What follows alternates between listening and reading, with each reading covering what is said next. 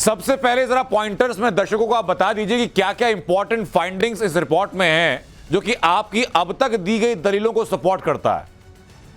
देखिए, सबसे पहले आर्कियोलॉजिकल सर्वे ऑफ इंडिया ने यहाँ पे एक प्री एग्जिस्टिंग स्ट्रक्चर पाया है और अपने कंक्लूजन में एएसआई ने कहा है कि जो प्री एग्जिस्टिंग स्ट्रक्चर था वो एक हिंदू मंदिर का था और इस तथाकथित मस्जिद से पहले यहाँ पे एक हिंदू मंदिर एग्जिस्ट करता था। जी। ये सबसे इंपॉर्टेंट और क्रूशियल फाइंडिंग है एएसआई की।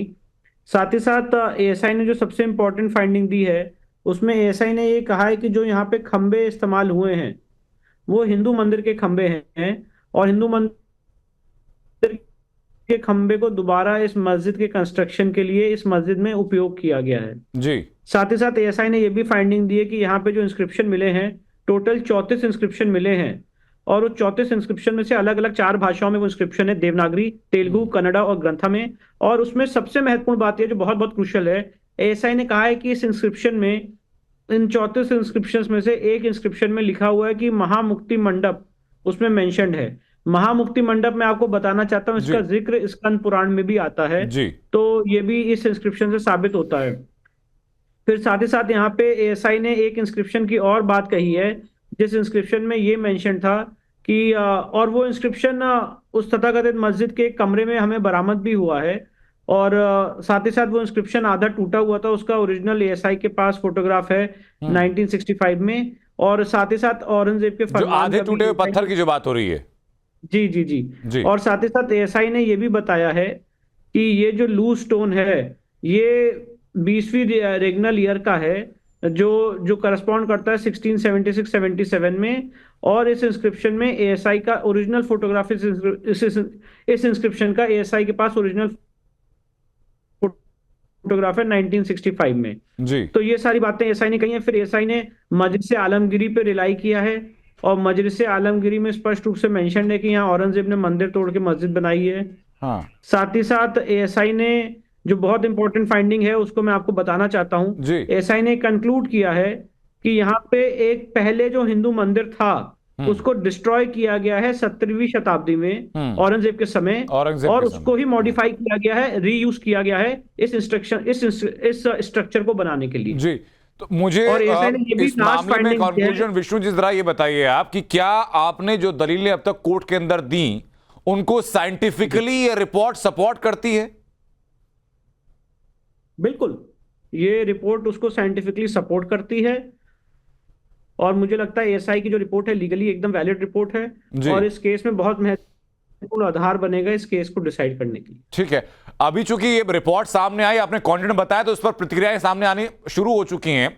असदुद्दीन ओवैसी ये कह रहे हैं कि इसमें वैज्ञानिकता का मजाक उड़ाया गया एएसआई के रिपोर्ट में।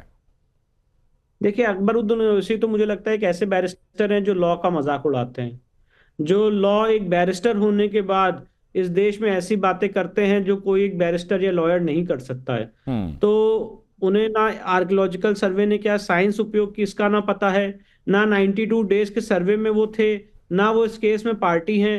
तो सिर्फ एक पॉलिटिकल बयान दे देना और जिसका कोई लीगल कोई सरोकार नहीं होना, मुझे लगता है ये उनकी अपनी सोच हो सकती है पर ये कोई भी रीजनेबल आदमी सेंसिबली नहीं सोच सकता। जी विष्णु जी, जो खंभों के बारे में जरा बताइए, क्योंकि इस रिपोर्ट में यह भी कहा गया कि जो खंभे हैं उनकी नक्काशी को तोड़ा गया है, उनकी नक्काशी को नष्ट करने की कोशिश की गई है। क्या उन खंभों की वैज्ञानिक प्रमाणिकता सामने आई कि वो खंभे किस स्ट्रक्चर का हिस्सा थे, क्या वो मंदिर का हिस्सा थे?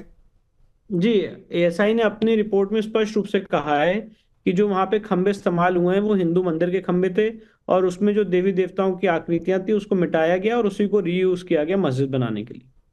जी, अब केस को आगे कितनी प्रगति मिल सकती है एएसआई के रिपोर्ट के सार्वजनिक होने से, पब्लिक डोमेन में आने से? बहुत इस केस को बल मिलेगा, बहुत इस केस को स्ट्रेंथ मिलेगी और मुझे लगता है आगे आने वाले समय में बहुत जल्दी इस केस में हम आगे प्रगति करेंगे और बहुत ही क्रूशियल मोड़ पे ये केस पहुंच चुका है। लेकिन क्या ज्ञानवापी परिसर के कुछ हिस्से ऐसे भी हैं जिनका सर्वे होना बाकी है? हाँ, जो सील्ड एरिया है जिसे वजू टैंक कहा जाता है, जहां पे शिवलिंग बरामद हुआ था, उसके सर्वे का ऑर्डर हमने करवाया था ऑनरेबल इलाहाबाद हाईकोर्ट से 12 मई 2023 को, जी। जिसको सुप्रीम कोर्ट ने 19 मई 2023 पे रोक लगा दी।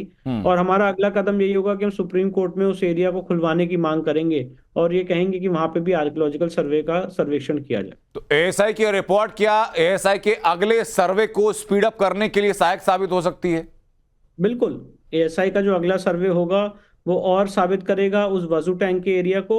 और वजू टैंक में एएसआई सर्वे होना ही चाहिए, उससे सारी बात क्लियर होगी कि वो शिवलिंग है कि फाउंटेन है। बस वही एक हिस्सा है जो छूटा हुआ है। जी, तो यानी कि जो मैं समझ पाया आपकी बातों से सर्वे रिपोर्ट को, और मैं गलत हूं तो मुझे संशोधित कीजिएगा आप, कि एएसआई रिपोर्ट में साफ किया गया कि मस्जिद से पहले जो नीचे स्ट्रक्चर था वो एक विशाल और भव्य हिंदू मंदिर का था।